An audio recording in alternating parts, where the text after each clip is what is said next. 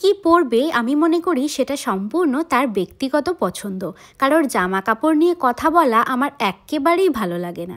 আমি যেমন কে কি পরলো সেটা নিয়ে ভাবি না, আমিও চাই না অন্য কেউ আমি কি পরবো সেটা নিয়ে চিন্তা ভাবনা করুক। যারা এসব নিয়ে বেশি ভাবে তাদের ভাবতে দাও, ওদের চিন্তাভাবনা কোনো দিনই পরিবর্তন হবে না।